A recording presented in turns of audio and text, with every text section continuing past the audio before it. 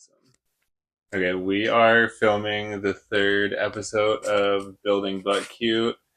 And yeah, we're still just learning and figuring out what content to make. And I think this week we're going to focus specifically more on a single topic and just dive a little bit deeper. And so we were talking about kind of like the beginning of Butt Cute and how it got started. And I wanted to talk about the New Venture Seed pitch competition that I did through the University of Southern California, because that really gave us our first traction and gave us our first funding that we were able to start the company with. And so I think it's helpful for anyone who is starting a company and who's doing pitch competitions and finding other alternative sources of capital. So yeah, I just wanted to dive a little bit deeper into that, give my experience, and talk through some of the things that worked well for me, and I think just kind of go over what I think allowed us to ultimately do well and win. So yeah, so we didn't have any funding when I first started, especially because it was just an idea.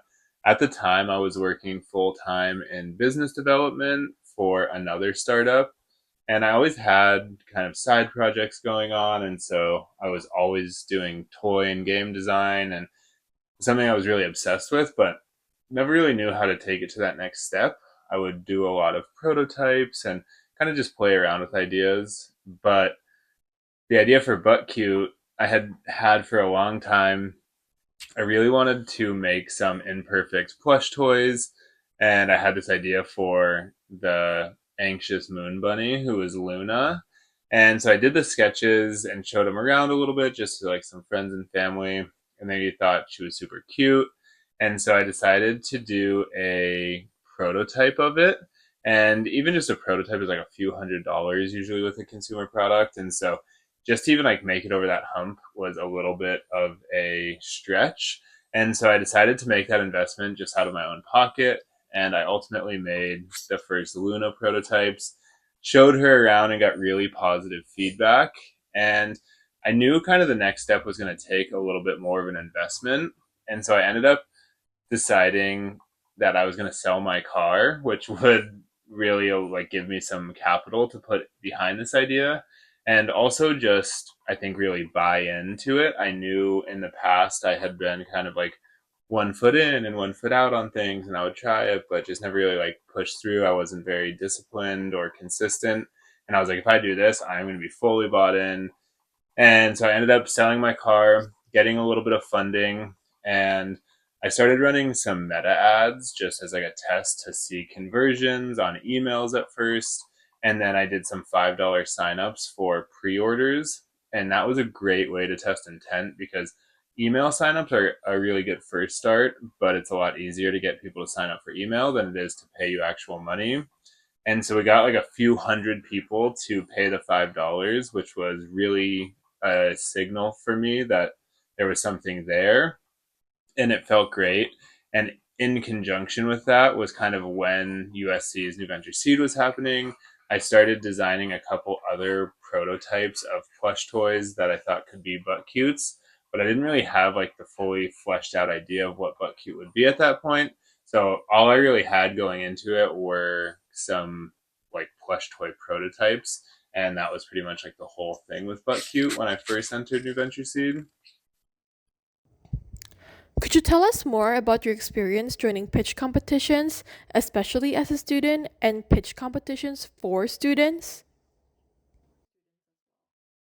Yeah, I think it was really, I think schools around the country offer a lot of pitch competitions, and I think beyond schools as well, there's like always these alternative sources for capital. And so I think when you're a young startup, you have to just be really scrappy on like how you get capital, where to find it.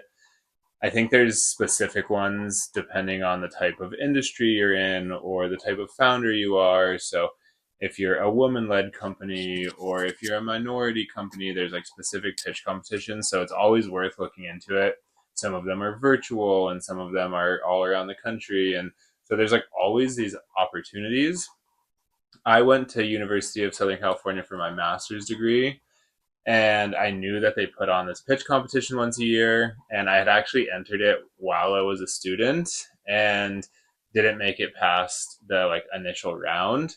And so going into it this time, I didn't have super high hopes. I joined, and basically it started with 208 companies total. And then you submit like a business plan and a pitch deck, and then kind of like a base level financial model of what you're thinking.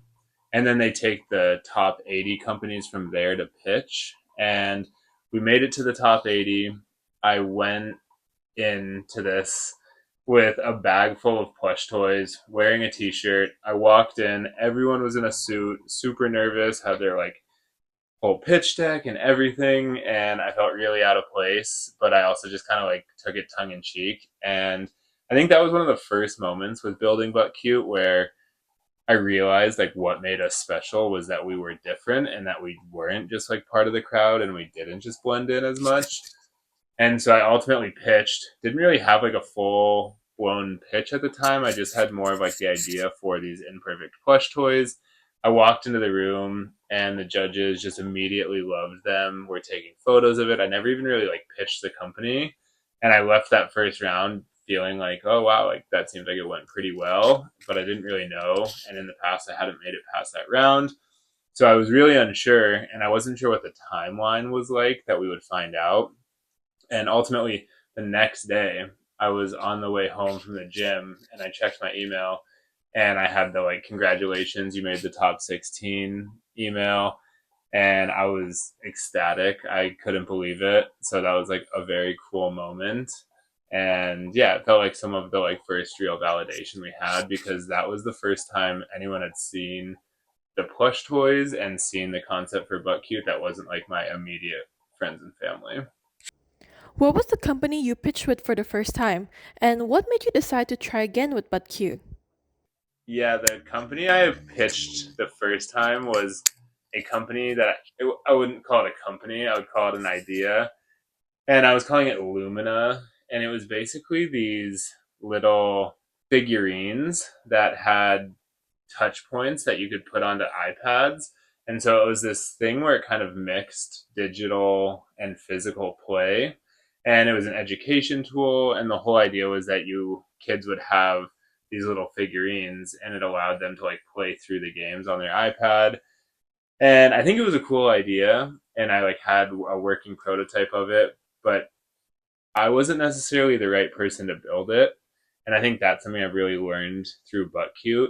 People talk a lot about product market fit, but I think there's also something to be said for like founder product fit.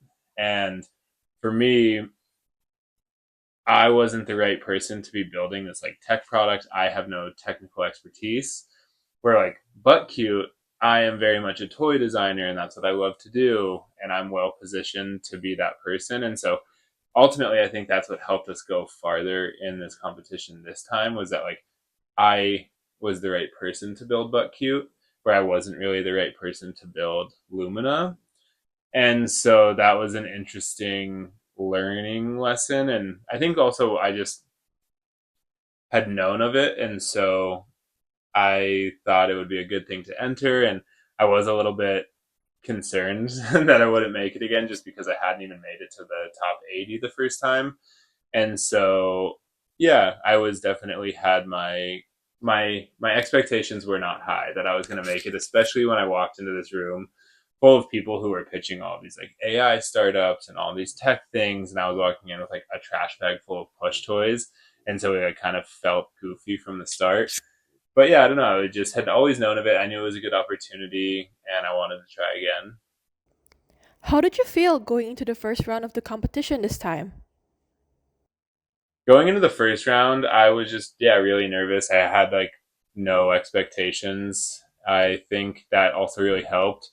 I took I didn't take myself too seriously. Like I walked in a t-shirt. I very much acted as myself and was just honest. Like I am a toy designer and I think that really came through. But yeah, again, I mean just being around all of these other people, like there's 80 other companies and I'm definitely the only plush toy company. Most people are pitching software companies, and it can be anyone from USC. They just have to have some affiliation. So it can be a current student, it can be PhD students, it can be professors, it can be anyone who has an affiliation. And so there was people there who were like groups of PhDs pitching certain crazy startups. And yeah, it was just like a really kind of goofy thing to be a part of. And so I think it was smart that I didn't set many expectations and that I was kind of just like going with the flow. And we were so early on with Butt Cute that the stakes felt really low, and it was like a cool thing to be a part of if we made it, but not the end of the world if we didn't. Were there any memorable comments or reactions from the judges when they saw your products? Yeah, there were a lot of funny reactions. When I first walked in, the judges, we had three judges, and they have just a sheet of the names of the companies, and that's it. And so the first thing they said to me was like, "Oh, we thought you were going to be a girl, and that this was going to be something to do with like skincare or something." And so I think when I walked in as a guy with a plush toy company, it like immediately set them off balance, which was kind of perfect. And then they were also all two of the judges were parents and were like immediately like, "Oh my god, my kids would love these." And so they asked if I could pull them out and take photos. And so just like immediately kind of got off to a great start. It felt very positive and like really low pressure. And I think that was an ideal start for it. What do you think made BudCute stand out from the other companies in the competition? And what made you stand out as a founder? Yeah, I think what makes Butt Cute stand out, and I think this goes towards everything that's worked for us as a company, is we're very different than anything else you see. You know, I think there's so many startups, and you hear all the stories about the AI and the crypto and etc. Like whatever the buzzword at the moment is. And I think for us to come in with a plush toy company, that really just like sticks in people's mind. And so I think that really does well for us. And then I think for me as a founder, being a 29-year-old man running a plush toy company, I think that also just stands out and feels counter. And so I think that's something I've learned to lean into a little bit is like it feels like the things that work the best for us are when we swim against the current and we do things our own way and we don't fall into the noise. And that can be really hard because you're constantly surrounded with opinions and seeing what works for other people. And I think being able to like separate yourself from that and being like, we are the anti, like we do everything that they don't do. And like we celebrate being different and we celebrate what makes us unique and just like staying really core and true to what the Butt Cute brand is. So I think that's part of what stands out is like we don't chase trends, we don't chase the hype. We just like have this mission and this fun company and we're staying like very core to that. And so I think that's part of like why we stand out and it does come across well. What was the biggest takeaway you got from joining USC's new venture seed competition? I mean, the biggest takeaway was basically like forming the mission of the company. Going in, I didn't know what Butt Cute was. I had this idea, this general idea for imperfect plush toys and like plush toys that celebrated imperfections. And once you make it to the quarterfinals, you go to a 6 week program and they really help you develop what the pitch is and your pitch deck and you go through your financials. And that really helped me develop the story and like the brand behind Butt Cute. The first time I pitched it, one of the coaches was like, "Yeah, your pitch is awful and you have no story and you need to think through this." And I went home that night and started working on the pitch. And every single day for the next like month straight, I worked on my pitch. I pitched it out loud. I told everyone who would listen what it was. And I just got tons and tons of feedback on it. So by the time I pitched in the semifinals, which was the top 16 of us, I had a much better idea of like what the story was. I had a very cohesive story about like my backstory and what brought me there and why it was important to me and what we were doing as a brand and why it was important to exist. And I think really building that story was important. And then as I continued on, through the finals, we were able to make the top six, and then you go and like pitch of you are in like a massive auditorium, and there's hundreds of people there, and it's like live streamed and all of this stuff. I had pitched so many times. I was basically like reaching out to anyone who would listen. I would FaceTime with them. I would pitch, and they would give me feedback. And I had done it so many times that it was like ingrained into my brain what the pitch was, which is great because when I pitched in the finals, I was so nervous that I kind of went into autopilot, but I had done it like hundreds and hundreds of times. So I was able just to like recite it almost. And so I think my preparation really came through. And then I think it also just helped me develop like, what is Butt Cute? What is the goal with it? Why should we exist? And thinking through those things early on was like exceptionally helpful to really like building the brand long term. You were invited back this year to the USC Newsfeed Venture Competition as a judge. How did it feel returning back to it? Yeah, I mean, it felt really full circle and it was super goofy. My judge from the first round was also one of the judges in my room this year. And so we got to judge together, and that was really cool. And I think I've been invited back to USC a few times to like speak to old professors' classes, and that's always just feels really special to me. And I think it's kind of goofy because I'm so early on still, and I look at these kids and I'm like, I don't know any better than you do, and I'm just out here trying. And I think that's kind of what I've learned when people come to me for advice, because New Venture Seed is currently happening this year, and I'm actually going this weekend to speak to the top 16 teams. And so I think part of what they like to hear is just my experience and what worked for me and what didn't, and how to capitalize on the opportunities. So, I think for me, winning New Venture Seed and ultimately going from like 208 to 80 to 16 to the top six, and then pitching in front of this whole auditorium and ultimately winning and getting both of the fan favorite awards, like it was all such a ladder progression that helped. Like, there's no way I would have won where I was when I first started. And so I think you have to be really open to the feedback, and you have to be willing to pivot and change and see what's working and see what's not working. And so whenever I talk to people like going through it right now, I really emphasize that to learn and lean into the learnings. But I also really talk about founder product fit, and just like whatever you're doing, like you need to be the person that is best suited to do that, and that comes through. Because ultimately, like that's why I think I won. Like there were amazing companies that I went against, and I think I just told a cohesive story of like, yeah, you know, Butt Cute is great, and I am also the right person to create it. So just like in closing, New Venture Seed was super, super important to the development of Butt Cute.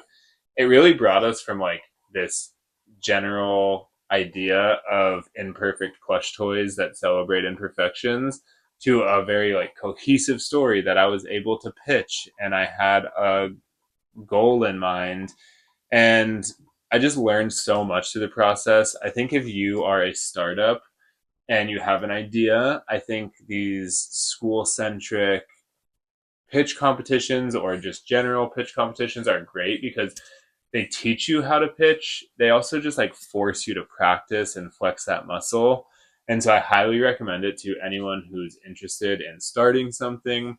Look into it. There's so many opportunities for equity free funding out there, whether that's through like government grants, whether that's through school programs, through pitch competitions, like accelerators. Look into it because there are tons, and there are also very specifically they are targeted towards your industry. And so whatever you're doing, like if you want to start a CPG beverage company, like look into equity free funding opportunities for that, because they exist, and there's just so many options out there that people don't take advantage of. So I highly recommend it.